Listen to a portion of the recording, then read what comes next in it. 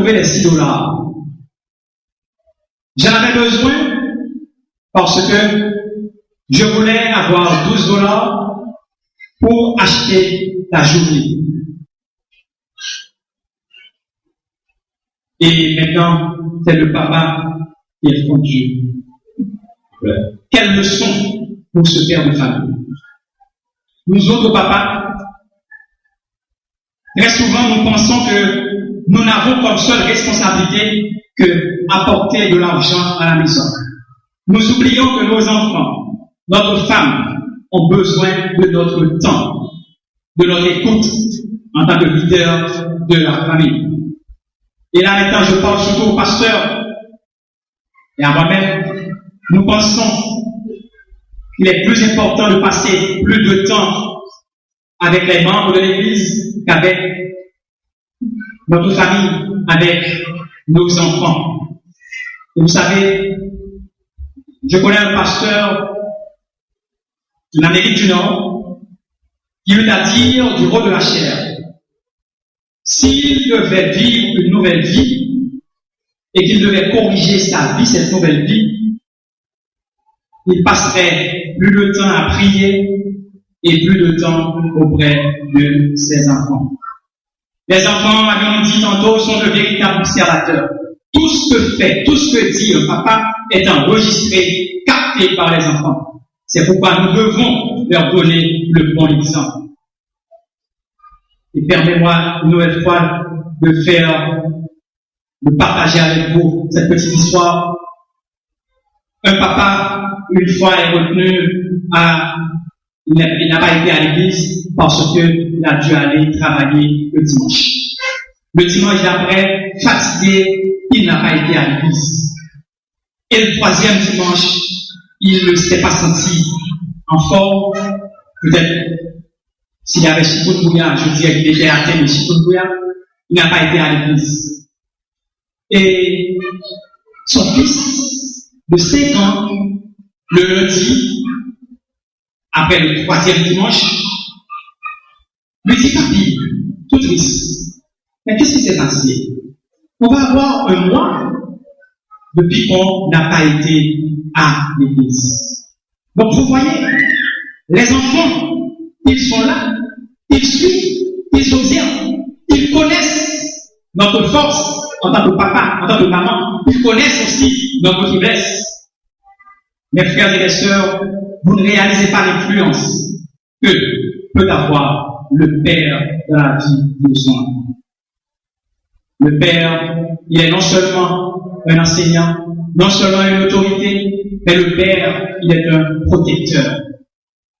Dans l'Antiquité, grâce à sa force physique, le père protégeait ses enfants, protégeait sa famille contre les agressions extérieures. L'homme du 21e siècle sera de plus en plus appelé à assurer, en plus, une sécurité émotive, non seulement pour ses enfants, mais aussi pour sa femme. Et c'est d'ailleurs l'une des responsabilités, l'une des principales demandes de la femme moderne, la sécurité, la protection. Papa, les enfants ont besoin d'être protégés des mauvaises influences, protégés des mauvaises fréquentations, des fréquentations susceptibles de nuire à leur épanouissement. Vous ne pouvez pas être l'autorité de votre famille si vous ne protégez pas vos enfants. Tout comme le Père Céleste vous protège, vous avez pour devoir, vous avez pour responsabilité, père de famille, de protéger vos enfants. Et les enfants doivent sentir cette protection. Tout comme nous disons, Dieu est pour nous un refuge, nos enfants doivent pouvoir dire aussi, mon papa est mon refuge et mon appui, un secours qui ne manque jamais dans la détresse. Le père de famille, dans son rôle de protecteur, doit prendre soin de sa famille. C'est d'ailleurs l'une des raisons qui me porte toujours à conseiller aux jeunes hommes qui ont l'intention de prendre femme, de se préparer professionnellement d'abord. Car vous devez prendre soin de votre femme et de vos enfants. C'est Paul qui dit en 1 Timothée chapitre 5, verset 8, si quelqu'un n'a pas soin des siens, et principalement de ceux de sa famille, il a renié la foi et il est pire qu'un infidèle. La présence du Père auprès de son enfant, mes frères et mes sœurs, doit pouvoir le rassurer. Lorsque nous allons en présence de notre Père Céleste, ne nous sentons-nous pas rassurés? Ça doit être la même chose pour nos enfants. Non seulement le Père est un enseignant, un leader d'autorité, un protecteur, mais il est aussi celui qui partage avec son enfant la chose la plus importante au monde. Et là, j'aimerais vous poser des questions. Qui peut me dire ici ce matin la chose la plus importante au monde? Qui peut me dire ça? Mais laissez-moi partager avec vous la chose la plus importante. La chose la plus importante au monde, c'est de se rappeler que la chose la plus importante doit demeurer la chose la plus importante. La chose la plus importante au monde, c'est de se rappeler que la chose la plus importante doit demeurer la chose la plus importante. Alors pour nous, papa, pour un père de famille, c'est quoi cette chose qui doit demeurer la chose la plus importante? Toujours. Vous savez, dans le monde occidental, moderne, on dit que la chose la plus importante, c'est le bonheur, être heureux. Tout le monde cherche le bonheur, tout le monde cherche à être heureux. Mais la Bible ne le dit pas. Beaucoup de parents le pensent aussi, moi aussi. Parce que nous disons, pourvu que nos enfants soient heureux. Vous savez, cette philosophie est moderne. Car autrefois, ce n'est pas ici. Autrefois, il y avait des valeurs. Il y avait des valeurs de noblesse, des valeurs de sacrifice. Et nous n'avons qu'à nous rappeler du naufrage du Titanic. Lors du naufrage du Titanic, on disait, les femmes et les enfants d'abord. J'en doute fort, si ce matin, Titanic devait couler, si ce serait la même philosophie. J'en doute fort. Alors maintenant, c'est moi, c'est mon, c'est ma famille. Et en anglais, on dit me, myself and I. C'est comme ça. Beaucoup de pères chrétiens, beaucoup de parents chrétiens se laissent mener par cette philosophie. Le bonheur des enfants. Je n'ai rien contre le bonheur des enfants. Je n'ai rien. Je vous dis, moi aussi, je cherche le bonheur des enfants, de mes enfants, tout le monde. Mais sachez que nos pensées ne sont pas les pensées de Dieu. Si pour nous le bonheur, c'est la chose la plus importante, pour Dieu, ce n'est pas la chose la plus importante. L'important pour Dieu, c'est de chercher à le glorifier. Et donc, la chose la plus importante pour nous, c'est de porter nos enfants à glorifier Dieu toujours. Les enfants peuvent être heureux. Les enfants seront heureux.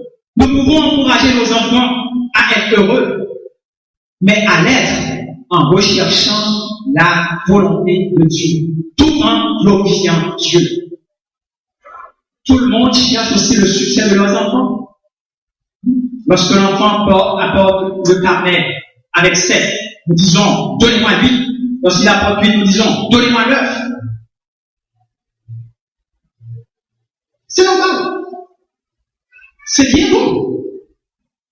Mais en tant que parents, en tant que père de famille chrétien, nous devons montrer aux enfants la voie à suivre pour obtenir ce succès. Car tout succès en dehors du Seigneur n'est tout échec.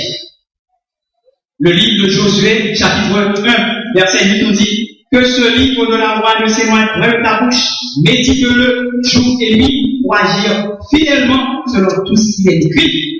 Ah, c'est alors que tu auras du succès dans tes entreprises, c'est alors que tu réussiras. Donc la parole de Dieu nous dit que nos enfants auront du succès quand ils rumineront la parole de Dieu.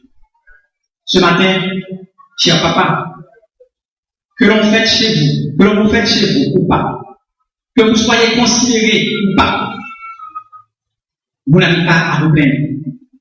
Vous devez savoir que c'est une bénédiction d'être père de famille. Et comme toute bénédiction est accompagnée de responsabilité, vous avez tout devoir de répondre à vos responsabilités et de l'être fiers. Si ce matin, on n'a pas été le papa en or qu'on aurait dû être, est-ce fini pour autant? Non, ce n'est pas fini. Nous allons nous donner une nouvelle chance. Et je demande à chaque épouse ce matin, à chaque enfant ce matin, de donner une nouvelle chance au papa. Nous avons affaire à un Dieu qui relève, à un Dieu qui donne toujours la chance de faire toutes choses nouvelles, et un Dieu qui donne toujours une nouvelle chance. Alors, cher papa, comme moi, prenons la décision ce matin de recommencer avec nos enfants, de recommencer avec notre femme. Et vous, enfants, qui m'écoutez, sachez que votre Père est votre Père. Vous lui devez respect, obéissance, amour, soumission jusqu'à votre mort. Car le Seigneur a mis à vos côtés votre Père et votre Mère pour que vous profitiez de leurs expériences. Retenez ceci, chers enfants. Un enfant, même lorsqu'il ne reste pas toujours un enfant, reste toujours l'enfant de ses parents. À l'occasion de cette période de fête des pères, à l'occasion de notre journée de famille, je veux une nouvelle fois demander à chaque papa de reconsidérer leur façon de se comporter dans la maison. Agissez tel qu'à la fin de vos jours, on dise au moins que vous avez été un père enseignant, un père protecteur, un père qui avait poussé ses enfants à chercher à faire la volonté du Seigneur. Mais pour chaque papa ce matin, c'est que vous soyez les pères dont vos enfants sont fiers et dont votre épouse heureuse. Puisse le Seigneur dans ses compassions nous aider, nous papas, à accomplir dignement et chrétiennement notre rôle, nous aider à devenir ces pères et pourquoi pas, ces mères dans l'église, dans le foyer, dans notre société ont tant besoin. Il en soit ainsi pour chacun de nous.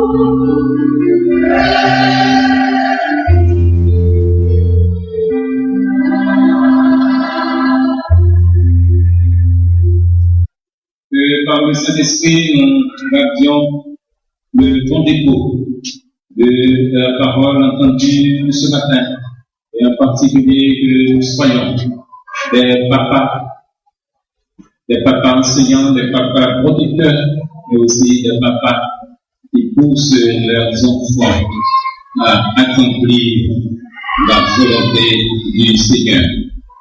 Nous allons, mes frères et mes sœurs de Christ, avancer vers la fin de ce culte, tout en ayant en tête la prédication du jour. Nous chantons « Venez au Sauveur charitable, c'est de mon cœur la grande désir. Seigneur, ta grâce est redoutable, qui ne veut pas la saisir. Ô Seigneur, en ce jour suprême, ton enfant saisira ta main. Car toi seul est toujours le même, fidèle hier, aujourd'hui, demain. Alors que les membres de Sarah Hippolyte s'avancent pour recueillir cette deuxième offrande, offrande qui nous donnera les moyens nécessaires pour le transport collectif de l'Église. N'oubliez pas que l'opération des Yadoquins est honnête de tout genre et s'il vous plaît, vos pièces de 20 centimes d'une goutte.